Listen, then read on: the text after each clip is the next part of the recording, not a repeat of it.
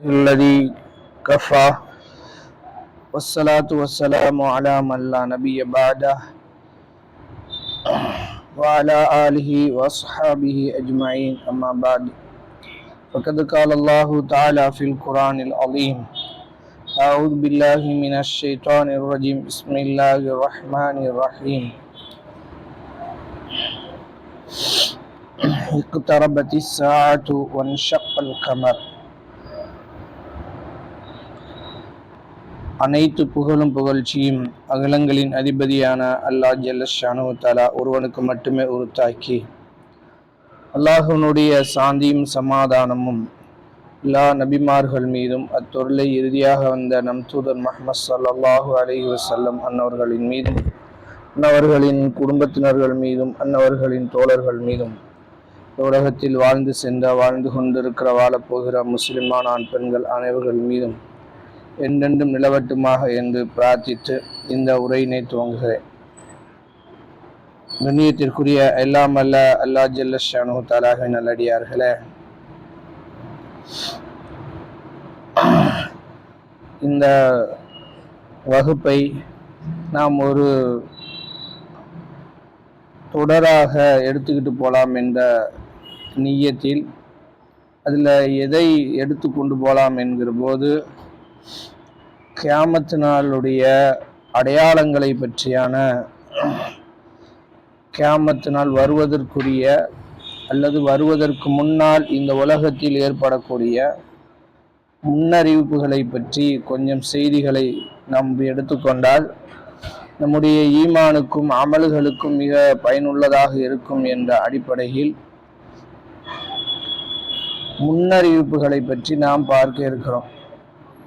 அதில் ரெண்டு ஃபஸ்ட்டு திருமறை குரான் இந்த மறுமை நாளை பற்றி என்ன சொல்லுகிறது, அதுக்கு அடுத்து அந்த மறுமை நாளுக்காக நாம் எப்படி தயாராக வேண்டும் என்ற செய்தியை பார்த்தால், மிக முக்கியமாக நம்மெல்லாம் என்ன நினைத்து கொண்டிருக்கிறோம் என்றால், மறுமை நாள் என்பது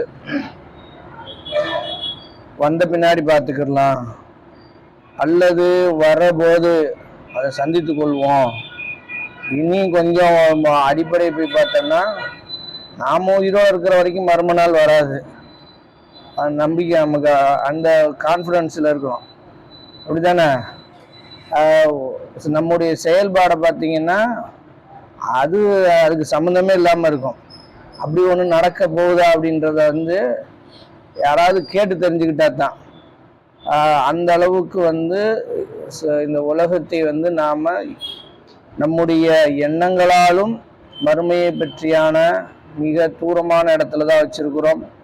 நம்முடைய செயல்பாடுகளாலும் மறுமையை ரொம்ப தூரமாக வச்சிருக்கிறோம். ஒன்று நம்பி இருக்கிறது, நம்புறதுலையும் நம்ம தெளிவாக நிற்கிறோம். நான் உயிரோடு இருக்கிற வரைக்கும் வராது, நான் மௌத்தா போன பின்னால தான் மர்ம நாள் வந்துடும் அப்படின்ற நம்பிக்கையில தான் இயல்பாகவே இருக்கிறது. எது சொல்கிற எனக்குன்னா கேட்குறவங்களுக்கு தான், இல்லை பொதுவான எல்லா நம்பிக்கையும் எப்படி இருக்குன்னா, நான் மர்ம நாள் நான் உயிரோடு இருக்கிற வரைக்கும் வராது, நான் மௌத்தா போன பின்னாடி வரும் அப்படின்னு நம்ம நினைக்கிறோம், அழிவு நாள். அப்புறம் செயல்பாடை பார்த்தீங்கன்னா அதுவும் அப்படித்தான் இருக்கு. ஆனால் இது ரெண்டுமே யார்கிட்ட இருந்தது என்றால் முஸ்லீம் அல்லாதவர்கள்ட்ட இருந்தது. எல்லா நபிமார்களுக்கு எதிராகவும் முஸ்லீம் அல்லாதவர்கள் கேட்டது என்னன்னா, மறுமை நாளுன்னு ஒன்று வரும்ன்றையில அது வர்றதுன்னா எங்கிட்ட கொண்டு வந்துரு அப்படின்னு தான் கேட்டாங்க. வந்த பின்னா எனக்கு பின்னா, ஏன்னா அவனுக்கு என்ன நம்பிக்கை, நான் இருக்கிற போது வராது, நான் உயிரோடு இருக்கிற வரைக்கும் மறும நாள் வராது என்ற நம்பிக்கையில நம்ம எல்லா நபிமார்களுக்கு எதிராக கேட்கிறோம். யக்கூலூன மத்தா ஹாதல் வஅத் இன் குன்தும் சாதிகீன், நீங்க சொல்வது உண்மையாக இருந்தால் அந்த மறுமை நாளை கொண்டு வாங்க பார்க்கலாம்ன்றான். எப்பொழுது வரும்னு கேட்குறான். அப்படியே வந்துருமுடா அப்படின்னு நம்ம நபிமார்கள் எச்சரித்த போது கொண்டு வா அப்படின்றான். சீக்கிரம் கொண்டு வா என்னமோ அப்படின்னு. அப்போதான் இன்னும் சொல்றாங்க, எஸ்அலூன கனி சாத்தி, அந்த மறுமை நாள் பற்றி உம்மிடத்தில் அவர்கள் கேட்கிறார்கள், அது எப்பொழுது வரும், அது எப்பொழுது என்று. அப்பொழுது அல்லாஹ் சொல்கிறான், நபிமார்கள்ட்ட ஃபர்ஸ்ட் எல்லா நபிமார்களும் சொன்ன பதில் இதை கேட்ட நெருக்கடி தான நபிமார்களுக்கு. நபிமார்கள் தூதுத்துவத்தை எடுத்து சொல்றாங்க. சொல்றது எதுக்கு? பரீட்சை இருக்குடா படிடான்னு ஒரு வருஷத்துக்கு முன்னாடி தானே சொல்றாங்க. பரீட்சை உடனே இருக்கு கொண்டு வாடான்னு, பரீட்சையா உடனே கொண்டு வா அப்படின்னா எப்படி இருக்கும்? அடே பரீட்சை இருக்குன்னு சொல்லியாச்சு. ஒரு வருஷத்துக்கு பின்னாலதான் உனக்கு முலாண்டு தெரு வரப்போகுது, அதுக்கு தயாராகுடா அப்படின்னா அவன் என்ன கேட்குறான்? பரீட்சையா? கொண்டு வா, ஆம்பளா கொண்டு வா, நீ பெரிய நல்ல வாத்தியாரா இருந்தா இப்பயே கொண்டு வா பாத்துக்கலாம் அப்படின்றாருன்னா இந்த வாத்தியார் என்ன பதில் சொல்லுவாரு? ஆனா இப்படி கேட்குறாங்க அப்படின்னு மடப்பாய மாதிரி கேட்டுக்கிட்டு இருக்காங்க அப்படிதான் கேட்பாரு. ஆனா அல்ல அப்படிதான் அவன் கேள்வி. ஆனா அறிவாளி கேள்வி மாதிரி தெரியும். உன்னை கொண்டு வா அப்படின்னா நல்ல கேள்வி மாதிரி தெரியும். உனக்கு கொண்டு வான்றது மடத்தனமான கேள்வி. அடே வரும், அதுக்கு நீ தயாராகு, உலகம் அழிவு நாள் வரப்போகுது.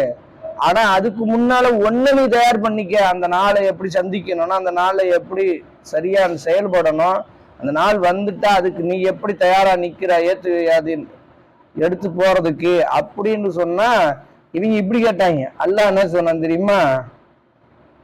ஓ எப்ப வரும்பு கேட்குறீங்களா, உடனே கொண்டு வரணும்னு கேட்குறீங்களோ? எப்போ வரும்பு கேட்டாலும் பேசல, உடனே கொண்டு வரணும்னு கேட்குறீங்களோ? நபியே நீங்க போச்சுக்கோங்க, ஒருவேளை நீங்க அவசரப்படுவதை போல அந்த மறுமை நாளை கொண்டு வரக்கூடிய சக்தி ஆகிய உங்களுக்கு இருக்குமானால் இது என்னைக்கு அழிஞ்சிரும்னு சொல்லிருங்க. நபிமார்களுக்கு இருந்த மறுமை நாளை கொண்டு வர சக்தி என்னைக்கு முடிச்சிருப்பாங்க. ஏன்னா நபிமார்கள் அல்லாஹ் போல பொறுமையா இருக்க மாட்டாங்க. அவங்கள கூண்டுல நிப்பாட்டி வச்சுக்கிட்டு அவங்கள போட்டு நெருக்கடிக்க உள்ளாக்கிட்டு இருந்தா கடுப்பாயாது. உடனே இருங்கடா பூரா பேரும் ஒன்னா சேர்த்து கொண்டு போயிடுறேன் அப்படின்னு அழிச்சிருப்பாங்க. ஆனா அல்லாஹ் அப்படிப்பட்டவன் இல்லை. இன்னும் ஒருபடி மேல போய் இதெல்லாம் எல்லா நபிமார்களும் கேட்டது. இந்த மக்கத்து குறைச்சிகள் இருக்காங்கல்ல, இது அதை விட சூப்பர் டாப். எப்பயுமே இவங்க என்ன கேட்டாங்க தெரியுமா? அல்லாட்டைய ரசூல் ஸல்லல்லாஹு அலைஹி வஸல்லம் நபியா இருக்கணும்னா, யா அல்லாஹ் இவர் உண்மையிலே முகம்மது நபியாக இருந்தா எவ்வளவு கால்க்கும் எவ்வளவு இது பாருங்க, நபியாக இருந்தா நீ பேசாம எங்க மேல கல் மாறிய பொழிய வச்சு எங்களை அழிச்சிரு, யாருக்கும் கொடுக்காத தண்டனை எங்களுக்கு கொடு, இவரை ஏத்துக்கிறத விட அதுக்கு மேலுன்றான். எப்படி பகிர்ந்துருக்கானுங்க பாருங்க. இவரை ஏத்து நபியா ஏத்து இவரை ஃபாலோ பண்ணி போறதை விட இந்த கல் மாறிய பொழிய வைன்றான். சூரா அன்பால்ல அல்ல அப்படின்னு சொல்லணும். யாரு மக்கத்து குறைச்சிகள் யார்கிட்ட கேட்டிருக்கான்?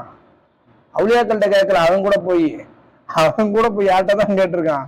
அல்லாட்ட தான் கேட்டிருக்கான். கேட்டு பொழிய வச்சு அழிச்சு புருன்றான். இப்ப என்ன, இப்ப ரசூலாவுக்கு எப்படி இருக்கும்? ஏண்டா நீங்க சாகிறத கூட என்னை ஏத்துக்கிறதாடா உங்களுக்கு கஷ்டம் அப்படின்னு ரசூல் ஸல்லல்லாஹு அலைஹி வஸல்லம் அல்லாஹ் பதில் சொல்லுவான். இப்படிலாம் இவங்க ஆசைப்படுறாங்களா அப்படின்னு ஆசைப்படுற மாதிரி நான் நடப்பதா இருந்திருந்தா அது வேற மாதிரி முடிஞ்சிருக்கும். வமா கானல்லாஹு யுஅذிபஹும் அன்த ஃபீஹிம். நபியே நீங்க அவரோடு இருக்க போது அவர்களை நான் தண்டிக்க மாட்டேன். அதே போல வமா கானல்லாஹு யுஅذிபஹும் வஹும் யஸ்தக்ஃபிரூன்.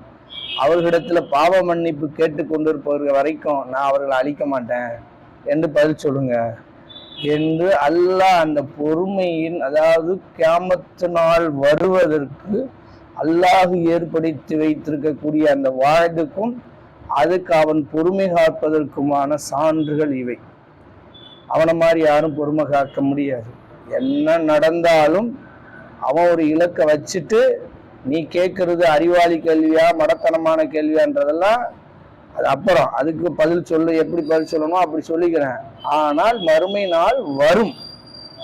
அது வர்றதுக்கு முன்னால என்ன எப்படி நீ தயாராகிக்கிற? இன்னும் சொல்ல போனால் மறுமை நாள் 1400 வருஷத்துக்கு முன்னாலேயே அதை பத்தி ரசூல் ஸல்லல்லாஹு அலைஹி வஸல்லத்துக்கு இறக்கப்படுற வசனங்கள் எப்படி பேசுதுன்னா, அப்போ இந்நேரம் முடிஞ்சிருக்கிற மாதிரி பேசுது.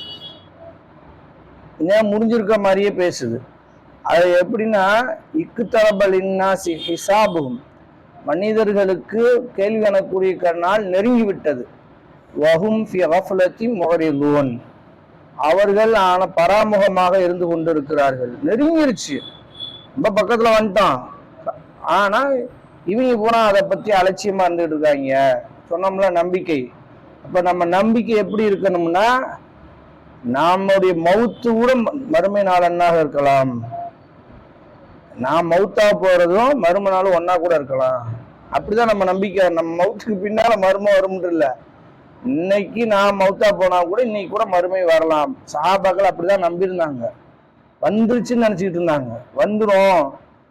ஏன்னா அவங்க அவங்க அவங்க அவங்க செயல்பாடுலாம் பார்த்தீங்கன்னா தஜ்ஜால் அப்பயே எதிர்பார்த்தாங்க. ரசூல்லாவை எதிர்பார்க்கிறாங்க. இவன் தஜ்ஜாலா இருப்பானோ? ஏன் அல்லாஹ் அப்படியே ஹிசாபும் அவருடைய கேள்வி கணக்கால் நெருங்கி விட்டது. வஹும் ஃபி கஃப்லத்தி முஅரிதுன், அவர்களோ கஃப்லத்துனா கண்டுகொள்ளாம இருக்கிறது, அதை பத்தியான கேர்லெஸ்ஸே பண்ணாம இருக்கிறது. வந்தா பாத்துக்கலாம் அப்படின்னு இருக்குமே. இந்த நம்பிக்கை தப்புன்றான் அல்ல. நம்மகிட்ட அந்த நம்பிக்கை இருக்கு பாருங்க. இப்ப நம்ம நம்பிக்கை தப்பு, பிழை. அப்படி இருக்காதீங்க. வந்துரும். எப்படி வரும்? நீங்க மௌத்தார் அன்னைக்கு கூட மறும நாள் வரும். வந்துட்டு என்ன நடக்கும்ன்றது வேற. வரும், வந்துடும். வந்து அவ்வளவு நெருக்கம்ன்றது சஹாபாக்கள் சொன்னாங்க. மறுமை நாள் ரொம்ப நெருங்கிடுச்சு. ஒன் ஷப்பல் கமர், சூரியனு பிளக்கப்பட்டு விட்டு, சந்திரன் பிளக்கப்பட்டு விட்டது. எல்லாம் சொல்லுவான். ரசூலா சந்திரனை பழந்தது எப்ப? 1400 வருஷத்துக்கு முன்னால. 1446 உட்கார்ந்துருக்கோம் நம்ம. அல்லாஹ் சொல்றா நெருங்கிருச்சுப்பா அப்படின்றான். அப்ப நெருங்கிருச்சுன்னு உடனே அதுலக்கு எப்படி போய் பேசியிருக்காங்க பாருங்க. அல்லாஹ் பதில் சொல்றதை வச்சுதான் நம்ம புரிஞ்சுக்கிற மாதிரி. காஃபிர்கள் போய் கேட்டிருக்காங்க, எவ்வளவு நெருக்கமா வந்துருச்சு. நெருக்கம்ட்டு இருக்கே. குரான்ல ஓதுறத கேட்டுவிட்டு எப்படி வரான்? பரீட்சை நாளை கழிச்சுன்றீங்க. நாளை கழிச்சு எப்ப? நாளை கழிச்சா அல்லது அதுக்கு அடுத்த நாளா? அந்த மாதிரி. அல்லது அதுக்கு முன்னாடியே வந்தாலும் வந்துருமா? இவர் வாத்தியார என்ன நினைப்பாரு? படிக்கதானடா சொன்ன உனைய, நீ என்னடா நாலு நெருக்கம்டா, எவ்வளவு நெருக்கம் வரையடா அப்படின்னா அல்லாஹ் பேச அத்தா அம்ருல்லா, அல்லாஹுடைய அந்த மறுமை நாள் வந்து விட்டது. ஃபலா தஸ்தாஜிலுவா, நீங்க அவசரப்பட வேண்டாம்ன்றான். வந்துருச்சுன்ட்டான். அத்தானா வந்துருச்சு, மறுமை நாள் வந்துருச்சு. ஃபலா தஸ்தாஜிலுவா, நீங்க கவலைப்படாதீங்க, நீங்க ஒன்றும் அவசரப்பட வேண்டாம் என்று அல்லாஹ் ரப்புல் ஆலமீன் சஹாபாக்களை பார்த்து, அது யார? காஃபிர்களுடைய ரசூல் ஸல்லல்லாஹு அலைஹி வஸல்லம் சந்தித்த மறுமையினுடைய கோளாறு உள்ளவர்களை அல்லாஹ் எச்சரிக்கிறான். வந்துருச்சுப்பா அப்படின்னா. அந்த அளவுக்கு மறுமை நாள் என்பதை எப்ப வேண்டாலும் வரும் என்பதை ஆழமாக உள்ளத்துக்குள் வைத்துக் கொள்ளணும். அது இப்பத்தான் வரும் என்று நம்ம நினைச்சிட்டு இருக்கிற மாதிரி ஒன்றும் பெருசா எவிடன்ஸ் எல்லாம் ஒன்றும் இல்லை. அதனால ரொம்ப கவனமாக, இது ரசூல் ஸல்லல்லாஹு அலைஹி சொன்னது. அல்லாஹ் சொல்லுகிறான், அவர்களும் அந்த மறுமை, அந்த உலக அழிவு நாளை தூரமா பார்க்கிறார்கள். நராஹு கரீபா, நாம ரொம்ப பக்கத்துல பாக்குறோம். ரொம்ப நம்ம பக்கத்துலதான் நீங்க அது வந்துருச்சு நம்ம நினைக்கிறோம். இன்னகும் யரவுனஹு பஈதா, அவர்கள் அதை ரொம்ப தூரமா பாக்குறாங்க. நராஹு கரீபா, நம்ம பக்கத்துல இருக்கதா பாக்குறோம். ரொம்ப பக்கத்துல அவங்ககிட்ட இருக்கதா பாக்குறோம்ன்றான்ல. அவ்வளவு குரான் வசனங்கள் இவர் ஃபுல்லா நீங்க எடுத்து படிச்சு பார்த்தீங்கன்னா, அதனாலதான் சஹாபாக்கள்ல பெரும்பான்மை நபர்கள் மறுமை நாள் வந்து விட்டதோ என்று பார்த்து நம்பியிருந்தார்கள். நம்ம வாழுகிற காலத்திலே வந்துருமோ, அல்லது மறுமை நாளுக்குரிய முந்தைய ரசூலா சொல்லுகிற அந்த அடையாளங்கள் நம்ம காலத்திலே நிகழ்ந்து கொண்டிருக்கிறதோ என்ற அச்சத்தில் சஹாபாக்கள் இருந்தார்கள். ஏன்னா மறுமை நாளை பற்றி திருமறை குரான் நெடுக நீங்க பார்த்தீங்கன்னா, உன்னிப்பா படிச்சீங்கன்னா தெரியும். நம்ம நம்பிக்கைய டக்கு டக்குன்னு, மற்றவங்க நம்பிக்கை விட்டுருங்க, நாம நம்புறோமே நம்ம மௌத்துக்கு பின்னாலதான் வரும்ண்டு, அதையே வேணாம், தப்பு, நீங்க ஒன்ட்டே வந்துடும் அப்படின்னு மாதிரி சொல்லுது ஒண்ணு. ரெண்டாவது, இவங்களுக்கு செயல்பாடு இருக்குல்ல, நம்ம சொன்னோம்ல, ரெண்டாவது நம்ம செயல்பாடும் அப்படிதான் இருக்குது. அதாவது முஸ்லிம் அல்லாதவர்களை விட முஸ்லிம்கள் தான் இன்னைக்கு இந்த உலகத்தை பிரம்மாண்டமாக்கிட்டு இருக்காங்க. முஸ்லிம்களுடைய எல்லா செயல்பாட்டுக்கும் இமாம் அபுல் ஹசன் அலி நதிவி ரஹ்மத்துல்லாஹ் கசசு நபின்னு ஒரு புத்தகம் எழுதியிருக்கிறாரு. நபிமார்கள் வரலாறுன்னு சொல்லி அரபியில சின்ன சின்ன புத்தகமா படிக்கிறதுக்காக எழுதுனது, சிலபஸுக்காக வேண்டி. அதுல ஒரு அழகான வேர்டு சொல்லுவாரு. அதாவது ஆது கூட்டம் இருக்குல்ல, நூஹ் அலைஹிஸ்ஸலாத்தினுடைய அடுத்த சமூகம், இந்த உலகத்துல 3வது சமூகம் வச்சுக்கலாம். உலகத்துக்கு ஃபர்ஸ்ட் ஆதம் அலைஹிஸ்ஸலாம், அவர்களுடைய பிள்ளைகள் தான் அன்னை அடுத்து வந்தவர்கள். அந்த சந்ததியில வந்தவர் தான் நூஹ் அலைஹிஸ்ஸலாம். அதனால வர 2வது சமூகமா அவங்க மாறுறாங்க. நூஹ் அலைஹிஸ்ஸலாம் அழிக்கப்பட்டதுக்கு பின்னால மூமின்களா இருந்தாங்கல்ல, ஒரு 80 பேரோ 90 பேருக்குள்ளதான் இருந்தாங்கன்னு சொல்றாங்க, வரலாற்றுல சொல்றாங்க.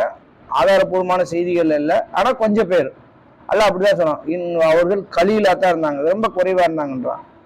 அந்த சமூகத்துக்கு பேர் என்னது? ஆது கூட்டம். அவர்கள் பின்னாடி பழுகி, அதை விட கொஞ்சம் பழுகி பெருகின உடனே அந்த கூட்டத்துக்கு பேரு தான் அல்லாஹ் என்ன வைக்கிறான்? ஆது கூட்டம்னு வைக்கிறான். ஆந்து கூட்டத்துக்கு நபியா வந்தவர் யாரு? ஹூத் அலைஹிஸ்ஸலாம். ஆது ஹூத் ரெண்டும் அப்படியே சாட்டா இருக்கும். ஆனா பலத்துல சாட்டு கிடையாது. பலத்துல அவர்களை போன்ற ஒரு படைப்பு உலகத்துல படைக்கலன்றான். இனி அவங்க எப்படி சவால் விட்டாங்கன்னா, எங்களை போல பலசாலி யார் இருக்கான்னு கேட்டாங்க. அல்லாஹ் என்ன பதில் சொல்லணும்?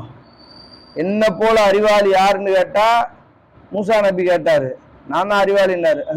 நீங்க மட்டும் இல்லப்பா, உங்களோட ஒரு அறிவாளி இங்கேயே வச்சிருக்க போங்க அப்படின்ட்டான்ல. கேட்டு அனுப்புனால.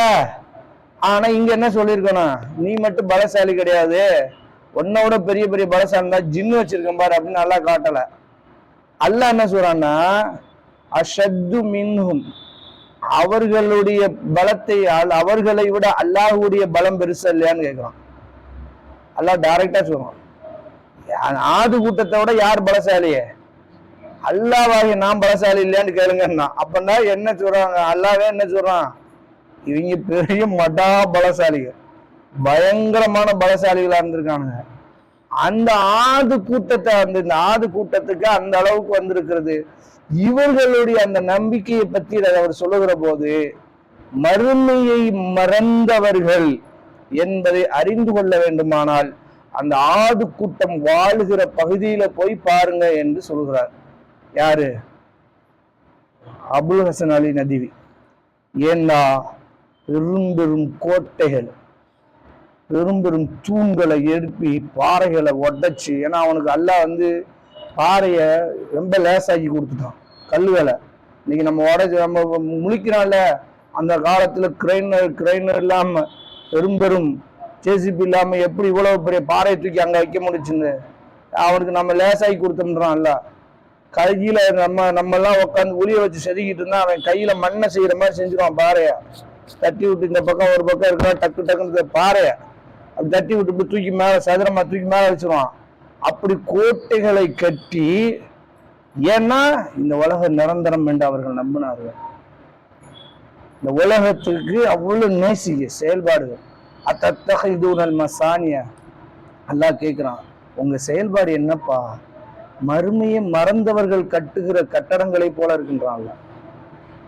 பெரும் பெரும் கோட்டைகளை கட்டிக்கிட்டு சதா இது நிரந்தரம் மட்டும் போல இருக்கிறீங்களே, ஆனா மறுமையை அழிவுனால நம்புறவர்களுடைய செயலா இது அப்படின்னு கேட்கிறான்ல. நம்முடைய செயலை அப்படியே ஒப்பிட்டு பார்த்து நம்மளும் அதுதான் அதுலதான் ஓடிக்கிட்டு இருக்கோம். ரசூல் ஸல்லல்லாஹு அலைஹி வஸல்லம் ஒரு சின்ன இடம் இருந்தா போதும்னாங்க, 3க்கு 6ன்றாங்க. அவங்க வாழ்ந்த வீடு எவ்வளவா? 3 அடி அகலம், 6 அடி நீளன்றாங்க.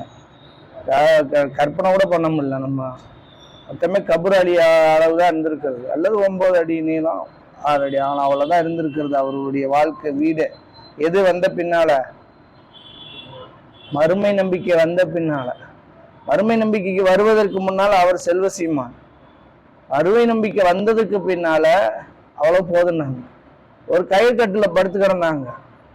என்ன யார சூழல்லா கொஞ்சம் மெத்த மாதிரி போட்டுறோமே அப்படின்னா, எனக்கு இந்த உலகத்துக்கு என்ன இருக்கு அப்படின்னா, அது மறுமை நம்பாதவர்கள் அனுபவிக்க வேண்டியது. மறுமை நம்புற நமக்கு எதுக்கு உமர அப்படின்னா, அது ஈஸியா எடுத்துக்கிட்டாங்க. ஏன்னா இது அவ்வளவுதான் இந்த உலகம்.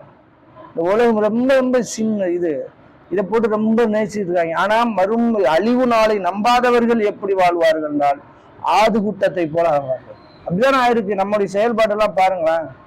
பெரும் பெரும் கட்டடம் உலகத்துல இன்னைக்கு போட்டி யார் தான் கட்டி கட்டடங்கள்ல போட்டி கட்டி போட்டுட்டு இருக்குது? முஸ்லிம்கள் தான். புர்ஜ் கலிஃபா கட்டிடுவியா? நான் கட்டுறேன் பாரு அப்படின்றான் சவுதி. 100 மாடியா? நான் கட்டுறேன்டா உன்னோட பெருசான்றான். அதோட மட்டுமா அந்த சிட்டிகள்லாம் பாருங்களேன், அது பாலைவன சிட்டி மாதிரியா இருக்கு. ஏதோ பூஞ்சோலையில சொர்க்கத்துக்குள்ள கொண்டு போய் வச்ச மாதிரி அவனுங்க கட்டிக்கிட்டு எல்லாம் வாழ்றான்.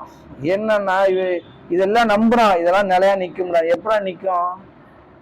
கண்ணு முன்னால காட்டுறான். அல்லா சொல்றான், ஆது கூட்டமா அழிஞ்சு போன கூட்டத்தினுடைய செயல்பாடுகள் இதெல்லாம். இது எல்லாம் இப்படி ஒவ்வொன்றா நீ கட்டடங்களை கட்டினாலும் சரி, அதே போல வியாபார ஸ்தலங்களை பெருகினாலும் சரி. அந்த காலத்துல என்ன நம்முடைய முன்னோர்கள் வியாபாரம் தான் பண்ணாங்க. ஆனா அவங்கள்ட்ட இவ்வளவு பெரிய சூப்பர் மார்க்கெட்டு, வால் மார்க்கெட்டு, ஹைப்பர் மார்க்கெட்லாம் இருந்துச்சு. சும்மா பாய் கடைக்கு போனால் நேர்மையா இருக்கும், பாய் கடைக்கு போனால் ஏமாத்த மாட்டாரு, பாய் கடைக்கு போயிட்டு வந்தோம்னா திருப்தியா வரலாம்னு தந்தாங்க. ஆனா அதெல்லாம் போய் ஹைப்பர் மார்க்கெட்டுக்குள்ள போயிட்டு வரும்போதே பொத்தா செஞ்சுட்டு வரோம். நம்மளு இந்த ஆளு நாசமா போக, இதுக்கு பாரு இவ்வளவு விளக்கமா இருக்கு இந்த ரேட்டுன்ட்டான். எல்லாம் போச்சா? எல்லாம் ஹைஜீனிக்கா மாத்தி ஏசி இல்லாம உட்கார முடியல நம்ம ஆளுகளுக்கு. அதான் ஒருத்தர் சொல்றாரு, அரபுக்காரனுங்களுக்கு போர் கூப்பிட்டு இருக்க, போருக்கெல்லாம் வேணாயா, அவங்களுக்கு ஏசி ஆஃப் பண்ணி விட்டுரு, செத்த போயிடுவாங்க. எதை ஆஃப் பண்ணி விட்டா? ஏசின்னு ஒன்று ஆஃப் பண்ணி விட்டாலும் செத்து போயிடுவாங்க. அப்படி இருக்காங்க. ஏன்னா மறுமை மரம் அவங்க செயல்பாடு காட்டுகிறது மறுமையை நம்பாதவர்களுடைய செயல். இப்படிதான் இருக்கிறது. ஆனா அல்லாஹ் பாதுகாக்கணும். சஹாபாக்கள் இப்படி 1446 வருஷத்துக்கு முன்னால நினைச்சாங்க, வந்துருச்சோ வந்துருவோம், நம்ம இருக்கிற நம்ம காலத்திலே வந்துருமோன்னு பயந்தாங்க. அந்த அளவுக்கு மறுமையை நம்புகிற அந்த இடைவெளி விடுபட்டு போயிருக்கிறது. அல்லாஹ் நம்மளை அதுல இருந்து பாதுகாக்கணும். இந்த உலகம் ஜீனத், இந்த உலகம் அலங்கரிக்கப்பட்டிருக்கிறது. ஆனால் அழிவு குல்லு மண் அலைகாஃபான். யாராவது ஒருத்தர் வந்து நம்மகிட்ட சொன்னார்னா இந்த வசனத்தை ஆழமா உள்வாங்கிக்கங்க. சொல்லுவார், நல்லா தச்சிருக்கிறான், இந்த இடத்துல கோளாறு பண்ணியிருக்கான், ஃபித்னா. குல்லு மண் அலைகாஃபான், இது அழியக்கூடியது. ஆனா அந்த அந்த மனுஷன் செய்கிற செயல் அழியாதது. அந்த மனுஷன் இதை வேணும்னு குறை விடலை. வேணும்டா குறை விட்டான், அவனுக்கு தெரியும் தானே நம்ம இவ்வளவு மெனக்கெடுத்து செஞ்சிருக்கிறோம், இந்த இடத்துல ஒரு சின்னது கோளாறு இருக்கிறது என்ன தெரிஞ்சுன்னா அவன் விடுவானா? 3 மணி நேரம் கஷ்டப்பட்டவன் 3 செகண்டுக்கு யோசிக்க போறான். சரி, இந்த இடத்துல நூல் விட்டுருக்கேன்னு தெரிஞ்சா இது பண்ணிட மாட்டான். ஆனா அவனை மறக்கடிச்சு அல்லாவ அந்த இடத்துல அவனுக்கு வந்து இது தெரியாம போனத பெருசா பேச விடுவாங்க. குல்லுமன் அலைகாஃபான், இது அழியக்கூடியது. ரசூல்லா ட்ரெஸ் போட்டுட்டு பெருமானா ஸல்லல்லாஹு அலைஹி வஸல்லம் தொழுகை கெடுத்த உடனே ஓடி வந்து கழட்டி போட்டாங்க. வேணாம், எனக்கு என்ன அப்படின்னா தொழுக முடியல, இந்த கவர்ச்சி என்னை இழுக்குதுன்றாங்க. ஆடையுடைய கவர்ச்சி என்னை இழுக்குது. மறுமையை நம்புறதனுடைய வெளிப்பாடு செயல்பாடு, இதெல்லாம் செயல்பாட்டில் வர்றது. ஒன்னொன்னு நீங்க பாத்தீங்கன்னா ஒவ்வொரு செயலும் வீடே கட்டியிருப்பாரு, வீடு அலங்காரமா கட்டியிருப்பாங்க. ஒரு ஆள் வருவாரு, என்ன டைல்ஸ் ஒட்டியிருக்கான், எங்கேயோ ஒரு இடத்துல சிமெண்ட ஒட்டாம விட்டுருப்பான், அவனை போட்டு திட்டிட்டு இருப்பாங்க. நாசமா எவ்வளவு காசு வாங்கிட்டு ஒட்டாம போயிருக்கான் அந்த இடத்துல அப்படின்னு. ஐயோ, அவன் பகலெல்லாம் பாடுபட்டவன், 7 மணி நேரம் 8 மணி நேரம் அந்த சிமெண்ட் வைக்கிறதுக்கு ஒரு 2 நிமிஷம் ஆகுமா? அதுக்கு அந்த கவன சிதைவு ஏற்பட்டது எதனால என்று யோசிக்கிறத விட அவனை திட்டுறது காரணம் என்னன்னா இது மேல உள்ள நேசம், இது இப்படி செஞ்சுட்டானே என்ற அந்த பதப்பதப்பு. இன்னமும் உலகத்தை நம்மகிட்ட இருந்து பறிச்ச மாதிரி. ஆனா குல்லுமன் அலையாஃபான், அது அழியும். என்னதான் போட்டு பண்ணி வச்சிருந்தாலும் அது அழியும். அதனாலதான் பெரிய கோட்டையை கட்டின துல்கர்ணைன்னு சொன்னார், பெரும் விதை 2 மலைகளுக்கு இடையில இரும்பு பாலத்தை அமைச்சு அதுக்கு மேல செம்ப உருக்கி ஊத்திருக்காரு. அந்த காலத்துல 2 மலைகளுக்கு இடையே ஃபுல்லா எவ்வளவு பெரிய வேலை, இரும்பு கோட்டை யாரால அசைக்க முடியாதுன்னு சொன்னாரு. ஹாதா ரஹ்மத்தும் ரப்பி, இது என் இறைவனுடைய ரஹ்மத், இது இருக்கும். என் இறைவனுடைய கட்டளை வருகிற போது தூளாகுண்டார், தக்கன் தக்க அதை அடிச்சு நொறுக்கிடுவான் ரப்பு அப்படின்னா. எதை? இரும்பு பாலத்தைய நம்மால ஒரு சின்ன கல்லி மண்ணை ஜங்கிலியை வச்சு கட்டிவிட்டு ஊர்ல உள்ள எல்லாத்தையும் திட்டுறது, கொத்தனார திட்டுறது, எல்லாத்தையும் திட்டுறது. ஏன்னா இவரு அது மேல உள்ள பிரியம், ஆசை, அது மேல உள்ள அந்த தீராத மோகம் எல்லாம். எவன் இஸ்லாத்தை நேசிப்பான்? யார் இஸ்லாத்துக்குள்ள உங்களுக்கு நேசம் வருவா? சபு என்னடா பாயிவான் யோசிக்க மாட்டான்.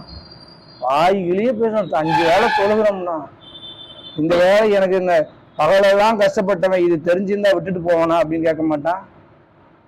யோசிப்பான்ல. சஹாபாக்கள் அப்படியே வாழ்ந்தாங்க. சஹாபாக்கள் மக்களை நேசிச்சாங்க. அவங்களுக்கு தெரியும் இதெல்லாம் குறைவுள்ளதா மனிதன், ஆனால் இந்த குறைகள்லாம் அழிய போறது நிரந்தரம் அல்ல என்பதை உணர்ந்தார்கள்.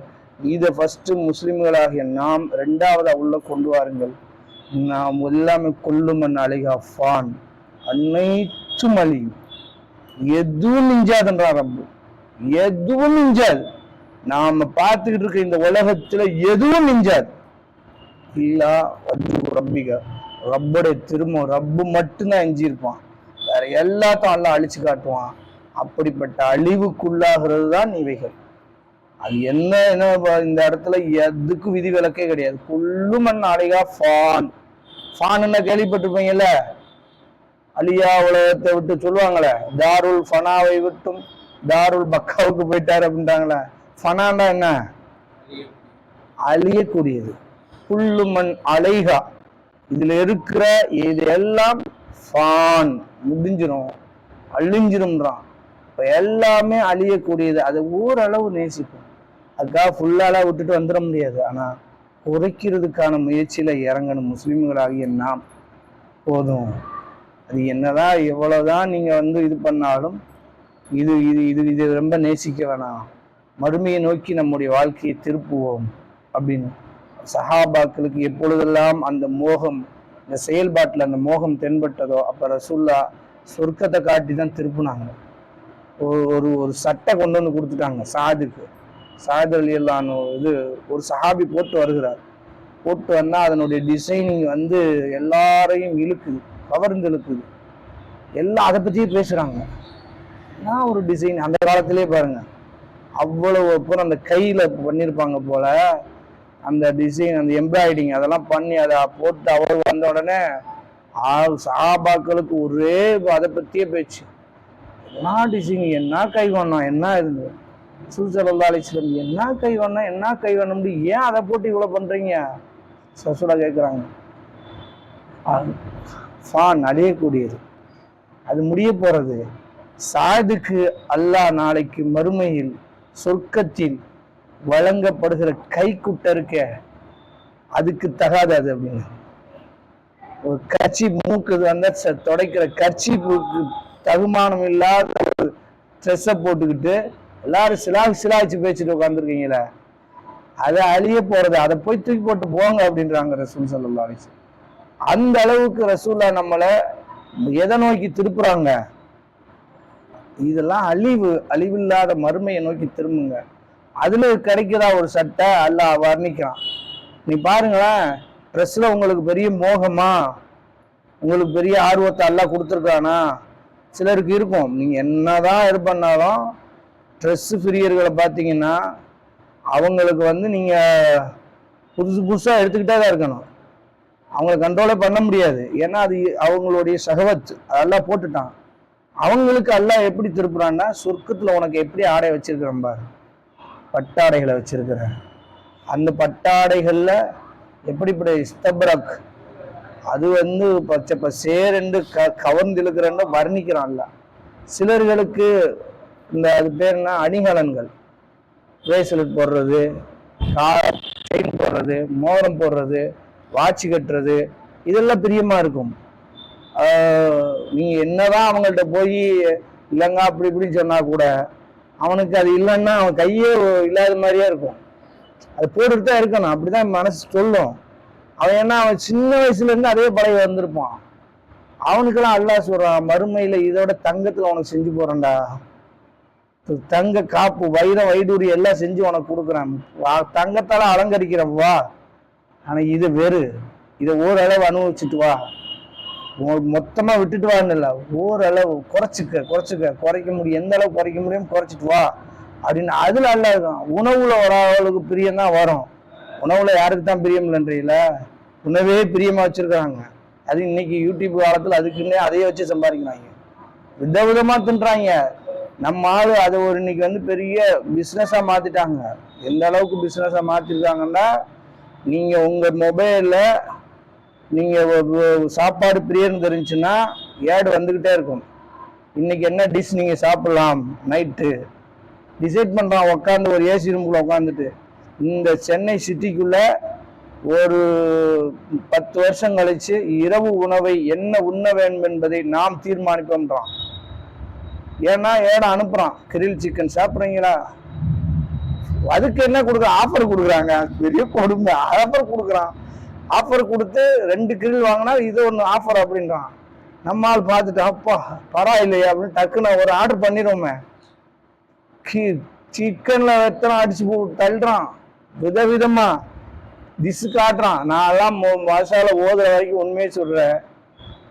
இந்த சாப்பாடு லிஸ்ட் இது கொடுக்குறாங்களே, அப்படி ஒன்ன பார்த்ததே கிடையாது, பார்த்ததே கிடையாது. எங்களுக்கு போட்டதெல்லாம் நல்ல பருப்பு சாம்பார் போட்டாங்க, ரொம்ப ரைச்சு ருச்சி, வெறும் பருப்பு. இன்னும் சொல்லப்போனா ஹிஃபுல் பண்ற காலத்துல பசங்க பூரா வந்து அந்த விடலை பசங்க நாங்களாம் இவங்களை இப்போ மட்டுப்படுத்திருக்கான்னு போட்டான்றது இப்பதான் அது சொல்றாங்க.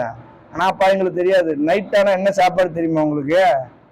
ரசம் சோறு தான், 2 அப்பம், வரப்பிரசாதமா இருக்கும். 2 அப்பளம் தான், அதுல பாதி அப்பளத்தை மிச்சம் பண்ணி அளவு சாப்பிடணும், 1.5 அப்பளத்துல சாப்பிட்டு முடிக்கணும். ஆனா சாப்பாடு அவ்வளவு இழுத்துச்சு, பறக்கத்து இருந்துச்சு. ஒண்ணுமே தின்னமும் ரசம் சோறு, நீ வேற ஒண்ணுமே இருக்காது. ஏன்னா அவங்க இவங்களை கான்சன்ட்ரேஷன் போகக்கூடாதுன்னு வச்சிருந்தாங்க. ஆனா திடீர்னு இதெல்லாம் முடிச்சுட்டு ஒரு நாள் ஹோட்டல்ல போய் உட்காந்தா, அப்ப எங்களுக்கு என்ன, நம்ம போய் என்ன பெரிய ஹோட்டலுக்கு போயிருப்போம், ரொட்டி இட்லி உப்புமா அப்படிதான் போயிருக்கோம். வேற ஒண்ணுங்க நம்ம இதெல்லாம் அது கேட்டு வாங்குறதான். இவன் கொண்டு வந்து நீட்டிட்டு செலக்ட் பண்ணுங்க அப்படின்றான். செலக்ட் பண்றதா? ஏய் என்னடா இருக்கு உன்கிட்ட சாப்பிட்றதுக்கா, அது அதுல எழுதிருக்குங்க அப்படின்றான். அதை புத்தகமா கொண்டு கொடுக்குறாங்க. சாப்பிட்றதுக்கு புத்தகமா போட்டாங்க. எடுத்து பார்த்தா என்னடா விலையும் பூரா 300 400 500 இருக்கு. அதெல்லாம் வேணாம், 100 ரூபாய்க்குள்ள எது சாப்பாடு இருக்கு, அது இங்க கிடையாது, எஞ்சி போட்டான்.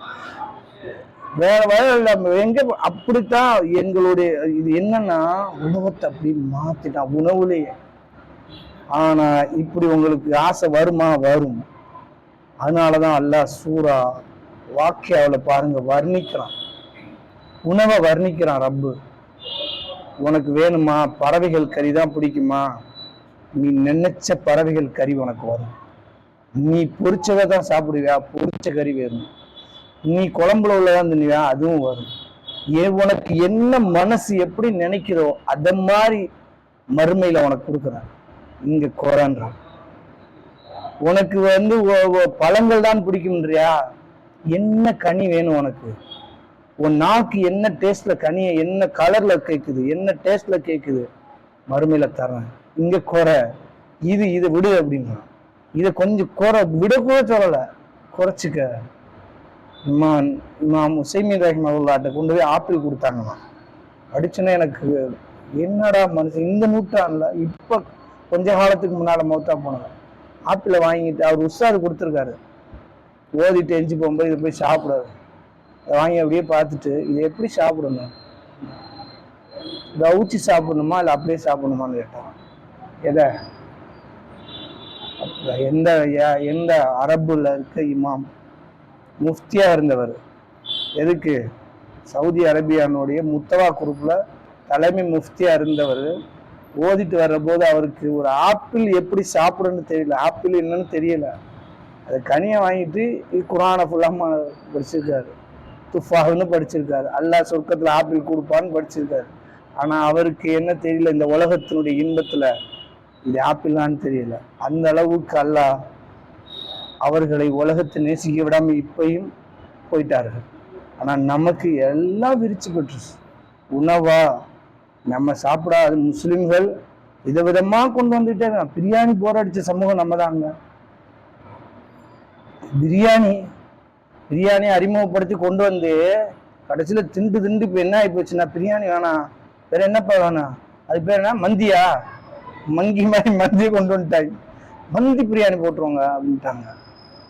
மந்தினா என்னன்றது ஒரு போட்டா அது கொண்டு வந்தாங்க. நீ கொஞ்ச நாள் கழிச்சு மந்தியும் பத்த மந்தியும் திருப்தி இருக்காது. நீ அதை விட கூட்டம் கூட்டமா சாப்பிட்றதுக்கு பயணிக்கிற சமூகமா போயிடுச்சுங்க. நான் அது எப்ப நோம்புல கார் எடுத்துட்டு போறானுங்க நம்ம பசங்க. எங்கடா போறீங்க அப்படின்னு கேட்டா, எங்க அம்பளுகளுக்கு போறீங்க, மந்தி ஆர்டர் பண்ணிருக்கோம் போறாங்க. எதுல ஒரு நாள் பட்னி கிடக்க சொன்னா அல்ல, இவன் பட்னி எப்படி இருக்கான் பாருங்க. என்ன என்ன மறுமையா நம்ம தயாராயிட்டோம். ஒன்னும் செயல்பாட்டை பார்த்தீங்கன்னா மறுமையை மறந்த சமூகத்தின் முதல் இடத்துல நம்ம தான் இருப்போம். மறுமையை மறுத்த சமூகத்துல நம்ம தான் ஃபர்ஸ்ட் இடம் இருப்போம். நவுதுபில்லாஹ் அல்லாஹ் பாதுகாக்கணும். மற்றதெல்லாம் அப்படி போறதே கிடையாது. எந்த சமூகமா போயிருக்கா, கல்யாண வீட்டுக்கு போவானுங்க, விசேஷம்னா போன ஜாகிலியாவில் இருக்க மக்கள். ஆனா சாப்பிட்றதுக்குன்னு மட்டும் பயணிக்கிற சமூகம் இன்னைக்கு நம்மகிட்ட உருவாயிருக்குன்னா உணவுல எவ்வளவு பெரிய மோகத்தை கொண்டு வந்திருக்கிறோம். 1 மாத காலம் ரசூலா சாப்பிடாம இருந்திருக்கிறார்கள். சஹாபாக்கள் 1 மாத காலம் உணவே இல்லாமல் இருந்திருக்கிறார்கள். எதுவுமே இல்லாமல் இருந்திருக்கிறார்கள். எந்த அளவுக்கு என்றால் அபூஹுரைரா ஒரு வட்டம் ரசூலா இஷா தொலை வைக்கிறாங்க, பின்னாடி சஃப்ல விழுந்தார்கள் சஹாபாக்கள். பசியின் கொடுமையில நிக்க தெம்பில்லாம, ஃபர்லு தொழுகைக்கு தெம்பில்லாம கீழே விழுந்தார்கள். ரசூலா தொழுது முடிச்சு கேட்டாங்க, என்ன ஆச்சுன்னு. பசி யார சூழலாம், பல நாட்களா ஒண்ணுமே உள்ள போல, தண்ணி மட்டும் உள்ள போயிட்டு இருக்கு, உடலை காஞ்சி போச்சு, சாஞ்சிட்டோம் அப்படின்னு. அப்ப ரசூல் ஸல்லல்லாஹு அலைஹி சொன்னாங்க, கவலைப்படாதீங்க, இந்த உலகம் உங்களுக்கு கொட்டி கொடுக்கப்படும், இந்த உலகம் உங்களுக்கு கொட்டப்படும், செல்வம் பெருகெடுத்து ஓடும் தாங்க ரசூல் ஸல்லல்லாஹு அலைஹி வஸல்லம். அப்ப பாருங்க சஹாபாக்கள், அதான் அவங்க சஹாபாக்கள் அவங்க கேட்டாங்க, அல் யௌமு கைருன் அம் கதன், அன்னைக்கு நாங்க சிறந்தவர்களா இருப்போமா, இன்னைக்கு நாங்க சிறந்தவர்களா இருப்போமா. நாங்க சொன்னாங்க, அல் யௌமு கைர், இன்னைக்கு தான் நீங்க சிறந்தவர்கள். அது வந்துருச்சுன்னா நீங்க சிறந்தவர்களா இருக்க மாட்டீங்க. உங்களுக்குள்ள போட்டி வந்துடும், பொறாமை வந்துடும், உங்களுக்குள்ள அதுக்குரிய அடிதிடி வந்துடும், எல்லாம் வந்துடும். ஆனால் இன்னைக்கு நீங்க இருக்கிறையில சிறந்தது நாங்க சஹாபாக்கள் அப்படியே இருந்துட்டு போயிட்டாங்க. படிச்சு பாத்தீங்கன்னா அப்படி யாருனாலே வாழ முடியாத வாழ்க்கைக்கு ஏன் அவங்க மாறினாங்கன்னா இந்த மறுமையின் அடிப்படை தான். உள்ளத்துக்குள்ள ஆழமா ஊடுருவிருச்சு. உலகம் போதும், வீடா போதும், படுக்கிற அளவுக்கு இருந்ததா, ஒழுகாம இருந்ததா போதும், அதோட நிறுத்திக்கிட்டாங்க சஹாபாக்களை. இப்படி ஒன்னொன்னா நீங்க உணவுல எடுத்து பாத்தீங்கன்னா அவங்ககிட்ட என்ன பெருசா.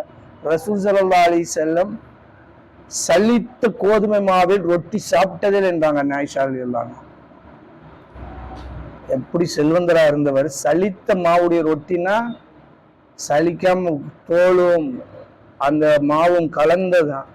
இன்னைக்கு தோலும் முதல்ல கோதுமாவே சலிச்சு எடுத்து புரோட்டா மைதாவாக்கிட்டான். மைதாவை கோதுமையை விட மைதா மாவு தான் நமக்கு முன்னுரிமை. நம்ம ஏரியாவில் அழியப்படுற மாதிரி மைதா மாவு வேற எங்கேயும் அழியாது. மூட்டை கணக்கா இல்லை, டன் கணக்கா நம்மளால அழிச்சு தள்ளிக்கிட்டு இருக்கான். என்னன்னா புரோட்டாவிலே இன்னைக்கு விதவிதமா போட்டு அதுலேயே இன்னைக்கு டிஷ்ஷை கொண்டு வந்துட்டான். போட்டு தள்ளு எல்லாம் எல்லாம். ஏனென்றால் நாக்கு நன்றா புரிந்து கொள்ளுங்கள், இதை கட்டுப்படுத்த சொன்னாங்க ரசூல் ஸல்லல்லாஹு அலைஹி வஸல்லம். இந்த இழுத்து பிடிச்சிக்கங்க. ஆனா உங்களுக்கு முடியறது இல்லை, ஆனா உங்களுக்கு வச்சிருக்கேன் மறுமையில. உங்களுக்கு இதை விட நீங்க நினைச்ச மாதிரி சாப்பிட்ற மாதிரி மறுமையில நான் வச்சிருக்கிறேன். உலகத்தை சுருக்குங்கண்டாங்க, ஆனா சுருக்காத சமூகம் நம்ம மட்டும்தான். ரெண்டுமே அடிபட்டு போயிருக்கா. நம்பிக்கையிலும் அடிபட்டு போயிருக்கிறோம், நடவடிக்கையிலும் அடிபட்டு போயிருக்கிறோம். அப்புறம் எங்க இஸ்லாம் போய் சேரும்? சஹாபாக்கள் வர்ற போது, மக்கள் வருகிற போது என்ன, அவங்க என்ன மொழி கொண்டுட்டு வந்தாங்களா, அவங்க பயங்கர பெரிய பேச்சாளர்களா வந்தாங்களா, அல்ல வசியம் பண்ணுகிற ஏதாவது தூக்கிட்டு வந்தாங்களா? ஒண்ணுமே இல்லை. மறுமை நம்பிக்கை தூக்கிட்டு வந்தார்கள். கிடைச்ச உணவுக்கு முன்னுரிமை கொடுத்தார்கள். பசியில் இருந்தாலும் பக்கத்தில் இருக்கவன் பசித்திருக்க போது தான் மட்டும் முன்மவன், என்னை ஈமான் கொண்டவன் இல்லைன்னு ரசூலா சொன்னாங்களே. அந்த ஈமான் என்ன? ரசூலா 2 தான் சொல்லுவாங்க. அந்த மாதிரிதான் மன்கான யுமினு பில்லாஹி வல் யௌமில் ஆஹிர், யார் அல்லாஹ்வையும் மறுமையும் நம்பி இருக்கிறார்களோ அவர்கள் அண்டை வீட்டுக்காரர் பேணட்டும். யார் அண்டை வீட்டுக்காரர் பேணவில்லையோ அவர்கள் அல்லாஹ்வையும் மறுமையும் நம்பாதவர்கள். எங்க கொண்டு நினைக்கிறாங்க ரசூலா? அல்லாஹ் மறுமை, அல்லாஹ் மறுமைன்னு நினைக்கிறாங்க. அதான் சஹாபாக்கள் ஓடி போய் பக்கத்து வீட்டை தட்டுனாங்க, சாப்பிட்டீங்களா சாப்பிட்டீங்களா? நம்ம என்னைக்கா பக்கத்து வீட்டுக்கார சாப்பிட்டுருக்கான்னு கேட்டிருக்கோம்மா? பக்கத்து வீட்டுக்காரர் இருக்கானா இல்லையான்னு கூட தெரியாது. அநியாயத்துல அநியாயம், எல்லாத்துலயும் அநியாயம். ஏன்னா மறுமையை மறந்த சமூகம் நாம். மறுமையினுடைய நம்பிக்கை இல்லாமல் வாழ்க்கையை கடக்கிற சமூகம். ஆனா பேருக்கு நம்பியிருக்கிறோம். நுனி நாக்குல ரசூலா சொன்ன மாதிரி நுனி நாக்கு நம்பிக்கையாளர்கள் நம்ம. ஆனா நம்முடைய செயல்பாட்டுல அப்படி இல்லவே இல்லை. நம்முடைய நம்பிக்கையில அப்படி இல்லை. ஆனா அல்லாஹ் திருத்தணும். ரெண்டும் நெருங்கிச்சு. சஹாபாக்கள்கிட்ட கொஞ்சம் குறைங்க. அதுக்கு அடையாளங்களை ரசூல்லா சொல்றாங்க. இது இது இது நிகழ்ந்துட்டா எதிர்பாருங்க, இது நிகழ்ந்துட்டா எதிர்பாருங்க, எதிர்பாருங்க ரசூல்லா சொன்ன எதிர்பாருங்கள் என்று சொல்லுகிறார்கள். அது என்ன என்பதை இன்ஷா அல்லாஹ் அல்ல ஃபர்ஸ்ட் ரசூல் ஸல்லல்லாஹு அலைஹி வஸல்லம் அல்லாஹ்வே சொல்லுகிறான். ஃபகத் ஜாஅ அஷ்ராத்துஹா வன்ன ஸாஅத, மறுமை நாளுடைய அடையாளங்கள் கத்ஜாத் வந்து விட்டதுங்கிறான். மறுமை நாளுடைய அடையாளங்கள் வந்துருச்சுன்னா, ரசூல் வந்துருச்சுன்னா எங்க வந்து சஹாபாக்கள் இருக்கும் போது தானே சொல்றான். எது வந்துச்சு? மறுமை நாடு முதல் அடையாளம் பெருமானார் ஸல்லல்லாஹு அலைஹி சொன்னார்கள், அன வபுஇஸ்து அன வஸாத்தைன் கஹாத்தைனி, நான் நபியாக வந்திருப்பதும் மறுமை நாளும் கஹாத்தைனி இது மாதிரி. நான் நபியாக அனுப்பப்பட்டதே மறுமை நாளுடைய அடையாளம் ரசூலா சொன்னாங்க. நபி ஆனது ஏன்? இதற்கு முன்னால் எல்லா தூதரும் போயிட்டாங்க. கடைசி சமூகம் நான் தான். கடைசி நபி நான் தான். கடைசி சமூகம் நான் தான். இதுக்கு பின்னால ஒரு சமூகத்துக்கு பேரெல்லாம் வராது. இவங்க வேணா வச்சுக்கலாம், எதுவும் அல்லாட்ட எடுபடாது. ஆது கூட்டம் தனியா நீக்கும், சமூது கூட்டம் வரும். அவங்களுக்கெல்லாம் தனித்தனி கூட்டம். யூதர்கள் தனியா வரலாம், யகூதிகள் நசாராக்கள் வரலாம். ரசூல்லா வந்த பின்னாடி இன்னொரு சமூகம் உருவாச்சா? உம்மத்தை முஸ்லிமா தான் எல்லாம். அது காஃபிரா இருந்தாலும் எல்லாமே சேர்த்து ரசூலா சொன்னாங்க, நானும் மறுமை நபியாக அனுப்பப்பட்டிருப்பதும் மறுமை நாளும் கஹாத்தைனி, ரெண்டு விரல அப்படி நினைச்சு காட்டினாங்க. பெரு விரலையும் ஆட்காட்டி விரலையும் நினைச்சு அப்படி காட்டினாங்க. இது ரெண்டும் நாங்க இப்படி வந்துட்டோம் அப்படின்னாங்க சஹாபாக்கள். அதனாலதான் பயந்தாங்க. மறுமை நாள் வந்துருச்சு. அடுத்து ரசூல் ஸல்லல்லாஹு அலைஹி வஸல்லம் இரண்டாவது அடையாளம் சொன்னாங்க, என்னுடைய மரணம் மறுமையின் அடையாளம். ரசூலாவுடைய மௌத்த சஹாபாக்கள் பார்த்தவர்கள் பயப்படாம இருப்பாங்களா மாட்டாங்களா? ஏன் பயந்தாங்கன்னா அதான் அவங்க பயம். மௌத்தினாங்க ரசூலா. இது ரெண்டும் நிகழ்ந்துருச்சா, ரெண்டும் முடிஞ்சிருச்சா? அதுக்கு அடுத்து ரசூல் ஸல்லல்லாஹு அலைஹி சொன்னாங்க, டயருக்கா அடுத்து சொன்னாங்க, லுஹூருல் ஃபித்னா, ரசூல் ஃபத்ஹுல் மக்தஸ், பைத்துல் மக்தஸ் வெற்றி கொள்ளப்படும். ரசூல்லா கற்பனை பண்ண முடியாத காலம் அல்ல. இந்த செய்தியை ரசூல்லா சொல்லுகிற போது கற்பனை பண்ண முடியாத காலம். இன்னைக்கு அமெரிக்காவும் ரஷ்யாவை விட பலசாலியாக ரோமும் பாரசீகமும் பைத்துல் மக்தஸ்குள்ள இருந்தது.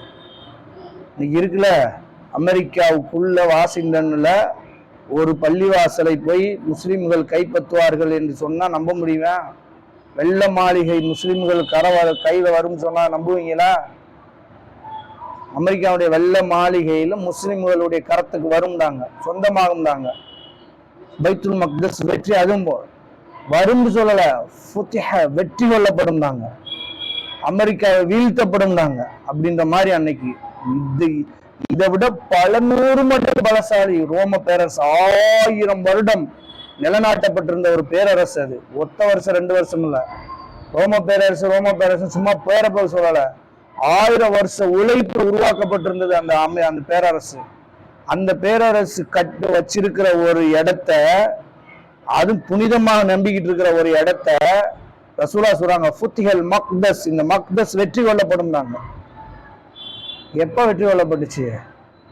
ரசூலா மரணிச்சு 6 வருஷத்துல, ஹிஜ்ரி 16ஆம் ஆண்டு உமர் ரலியல்லாஹுடைய ஆட்சியில கைக்கு வந்துருச்சு. சஹாபாக்கள் கண் கூட பார்த்தா ஒரு மர்மம் வந்திருக்கு நம்பாம என்ன செய்வாங்க? வந்துருச்சு, கைக்குள்ள வந்துருச்சு. இப்ப வடக்கு பகுதி போகவே இல்லை ரசூல்லா, வடக்கதான் இருக்கு. காபாவில இருந்து, மக்காவில இருந்து இன்னைக்கு இருக்கக்கூடிய பலஸ்தீன் எந்த பகுதியில இருக்கு? வடக்கு பகுதியில இருக்கு. வடக்கு பகுதியில ரசூலுல்லாஹ் பெரும்பாலும் இது ஆரம்பிக்கவே இல்லை மக்களை. அந்த பக்கம் இஸ்லாம் போகவே இல்லை. ரசூலா உயிரோட இருக்கிற போது ரொம்ப கம்மியா போயிட்டு இருந்தது, சுலோவா போயிட்டு இருந்தது. ஆனா இவங்க என்ன இவங்க சொல்றாங்க, சிரியா, ஈராக்கு, அது இவங்க வேற உட்காந்துருக்காங்க, ஈரானா உட்காந்துருக்கானே, அவன் தான் அன்னைக்கு பாரசீகம். அவன் ஒரு பக்கம் அதை பயங்கர பலசாலியா ரஷ்யா மாதிரி உட்காந்துருக்கான். இந்த ரெண்டை அடிச்சு நொறுக்கிட்டு இஸ்லாம் போகும், வெற்றி கொள்ளும்டாங்க. எவ்வளவு காலத்துல கண்ணு முன்னால் நடக்குது. சஹாபாக்கு அப்படியே கண் கூட காட்சி மாதிரி பார்க்கறாங்க. என்னடா இது, ரசூலா சொன்னாங்க, நடந்துருச்சு. ஏன்னா மரும வந்துருச்சோன்னாங்க. மரும வந்து ரொம்ப நாளா வந்துருச்சுனாங்க. அடுத்து ரொம்ப முக்கியமானது, மறுமையின் இன்னொரு மிக முக்கியமான அடையாளம் புகூருல் ஃபித்தன். ஃபித்தன் உருவாகும்டாங்க. ஃபித்தன்னா குழப்பம். முஸ்லிம் உம்மாவுக்குள்ள வரும்னாங்க. எப்படி வரும்ன்றது நமக்கு தெரியல. ஆனால் வரலாற்றில் சொல்றாங்க, புகூருல் ஃபித்தன் என்றால் குழப்பம் ஏற்படும் அப்படின்னு சொன்னாங்க. ஆனா அது யார் இருக்கிற வரைக்கும் வராது என்பதை சஹாபாக்கள் புரிஞ்சு வச்சிருந்தாங்க. குறிப்பா ஒரு சஹாபியோடைய பேர் சொன்னாங்க, ஹுதைஃபத் இப்னு யமான் ரலியல்லாஹு அன்ஹு. இவர் நிறைய படிங்க. யமன்ல இருந்து வந்தவர் ஹுதைஃபா ரலியல்லாஹு அன்ஹு. ஒரு நிறைய அந்த மறுமை ரகசியங்களை பூரா இவர்கிட்ட தான் வருது. ஏன்னா அது செம்ம சேகரிச்சிருக்காரு. இவர் சொல்றாரு, இந்த ஃபித்தன் எப்படி இந்த ஃபித்தன் என் உம்மத்துக்குள்ள எப்படி வரும் என்பதை ரசூலா சொல்லியிருக்கிறாங்கன்றாரு. அது எப்படி வரும் என்றால், ஒருத்தர் இருக்கிற வரைக்கும் அது வரவே வராது என்பதை புரிஞ்சிருந்தாங்க. யார் என்றால் உமர் ரலியல்லாஹு அன்ஹு அவர்கள் உயிரோடு இருக்கிற வரைக்கும் அந்த ஃபித்தன் குழப்பம் முஸ்லிம் உம்மாவுக்குள்ள வரவே வராது. அதை பயந்துகிட்டு இருந்திருக்கிறாங்க. யாரு? சஹாபாக்கள். அபூபக்கர் ரலியல்லாஹு அன்ஹு பயந்துகிட்டு இருந்தாங்க, உமர் ரலியல்லாஹு அன்ஹு பயந்துட்டு இருந்தாங்க. இந்த ஃபித்தன் வந்துருமோ, நம்ம சமூகத்துக்குள்ள பிளவுகள், நம்ம சமூகத்துக்குள்ள கொந்தளிப்புகள், நம்ம சமூகத்துக்குள்ள போட்டி பொறாம கழுத்து வெட்டுதல் வந்துருமோ என்று பயந்துகிட்டே இருந்தாங்க. ஆனால் அந்த பயத்தின் வெளிப்பாடாக ஹுதைஃபாட்டே கேட்குறாங்க, ஹுதைஃபா ஒரு சோதனைகளை பற்றி எனக்கு சொல்லு அப்படின்றாங்க, இந்த ஃபித்னா பற்றி. அப்போ அவர் சொல்றாரு, அதான் ஒரு மனிதனுக்கு ஏற்படுகிற ஹுதைஃபா ரலியல்லாஹு அன்ஹு ஆளுக்கு தக்கன சஹாபாக்கள் பேசுவாங்க என்பதுக்கு அடையாளம். அவருக்கு ரகசிய சஹாபி. அவர் எப்படி சொல்றாரு பாருங்க உமர் ரலியல்லாஹு அன்ஹு. அதான் ஒரு மூமினுடைய வாழ்க்கையில ஏற்படுகிற சின்ன சின்ன ஃபித்னாக்களுக்கெல்லாம் தொழுக நோம்பு எல்லாம் அடிச்சு தள்ளிட்டு போயிருமே அப்படின்றாங்க. நான் அதை கேட்கல. கடல் அலைகளை போல திரும்ப திரும்ப திரும்ப அடிக்குமே, அந்த ஃபித்னாவை பத்தி கேட்கிற அப்படின்னாங்க. அந்த ஃபித்னா எப்படி இருக்கும் தெரியுமா? ரசூலா சொல்றாங்க, அது வேற ஹதீஸ். ரசூலா அந்த ஃபித்னா எப்படி சொல்றாங்கன்னா, நடந்து போறாங்க, ஒரு வீட்டை பாக்குறாங்க, வீடு வாசல் திறந்துருக்கு, உள்ள பார்த்தா சூரிய ஒளி அந்த வீட்டுக்குள்ள அப்படியே அங்க அந்த ஓட்டையில தெரியுது. சொன்னாங்க, இந்த ஓட்டை எப்படி சூரிய ஒளி தெரிகிறதோ அது போல மலை துளியாக என் உம்மத்தில் ஃபித்னா இறங்கும்டாங்க. இந்த ஃபித்னாவைத்தான் அவர் கேட்கிறாரு. யாரு?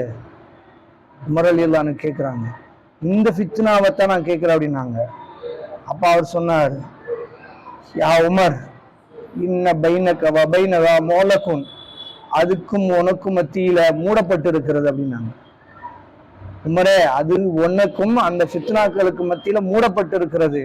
என்னன்னா உமர் ரலியல்லாஹு அன்ஹு கேட்டாங்க, யுஃப்தவு அம் யுக்ஸிர், அது உடைக்கப்படுமா அல்லது திறக்கப்படுமான்னாங்க.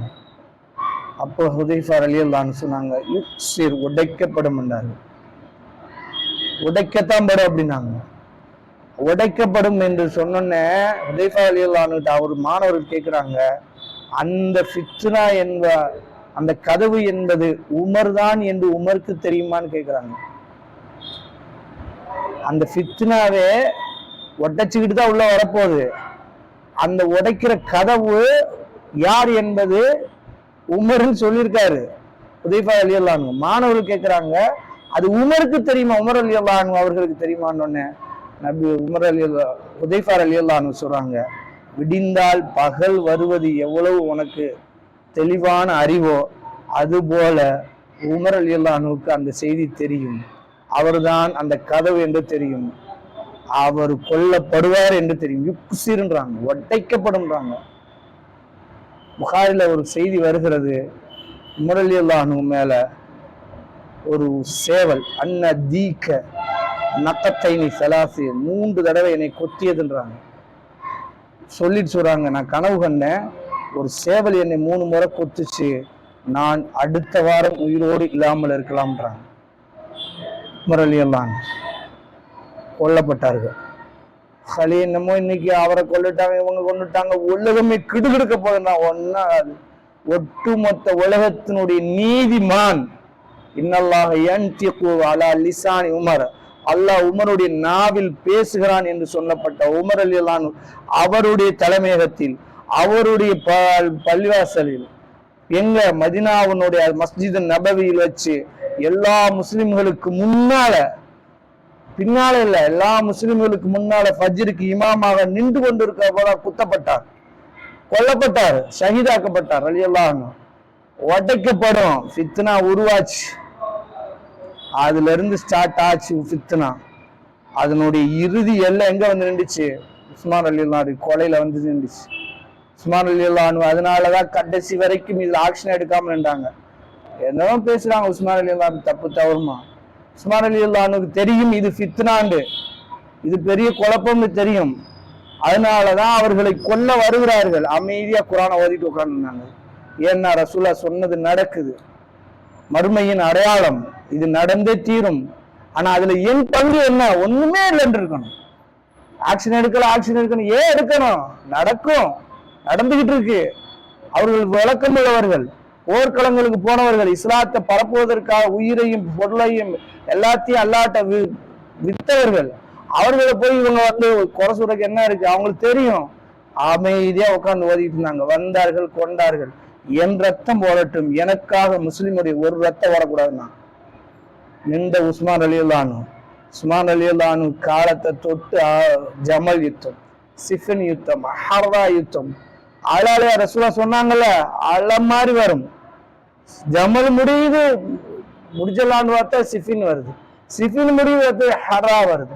அது முடிஞ்சு அங்க பிரச்சனை, இங்க பிரச்சனை. முஸ்லிம் உம்மாக்குள் ஃபித்னா, கொல்லப்ப ரத்தம் ஓட்டப்பட்டுச்சு. முஸ்லிம் பெரும் சஹாபாக்கள், 1-2 சஹாபாக்கள் அந்த காலம் வந்தா என்ன செய்யணும் ரசூலுல்லாஹ் கேட்டாங்க. அபூ ஹுரைரா ரலியல்லாஹு அன்ஹு, நாங்க என்ன செய்யணும் சொல்லுங்க அப்படின்னா, என்ன விளங்கி இருந்த சஹாபா, இந்த விளக்கு இல்லாதனாலதான் நமக்கு பஞ்சாயத்தே வருது.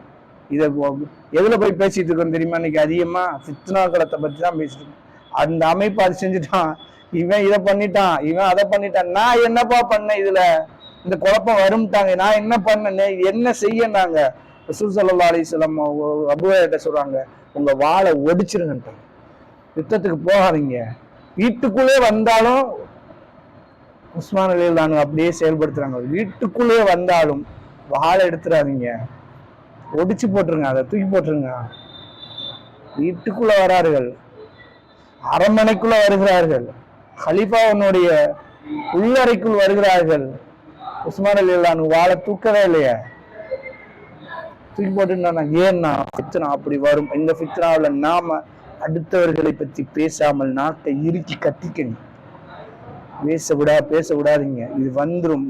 ஏன்னா ஃபித்னா வந்துச்சு, அதனால சஹாபாக்கள் பயந்தார்கள், வந்துருமோ, கியாமத்தினால் வந்துருச்சு. இதெல்லாம் நடந்து முடிஞ்சிருச்சா? இன்னும் இருக்கிறது. கண்கூடாக மறுமை நாள் கண்ணு முன்னால் நிறுத்துற மாதிரியான அடையாளங்களை பெருமானார் ஸல்லல்லாஹு அலைஹி வஸல்லம் சொல்லியிருக்கார். இன்ஷா வருகிற நாட்களில் பார்க்கலாம். 3 கட்டுங்க. 1, வாழ்க்கையினுடைய எண்ணங்களை மாத்துங்க. மவுத்து வருகிற போது மறுமை நாளாக இருக்கும். என் மவுத்தே மறுமையா இருந்தாலும் ஆச்சரியப்படுறதுக்கு இல்லை, நம்பிக்கை அப்படி மாத்துங்க. 2வது, என் வாழ்க்கையில செயல்பாடுகளை மறுமைக்காக என்று மாத்துங்க. இந்த உலகத்துக்கு போதும், கிடைச்சிரும், அதோட அதை சுருக்குங்க. அதுல கொஞ்சம் தான் சொன்ன, உணவு, உடை, இருப்பிடம் குறைங்க, போதும். அதே போல 3வது, பற்றியான பேச்சுல நாக்கு கேட்டு அந்த ஃபித்தன் அது வந்துகிட்டே இருக்கிறது.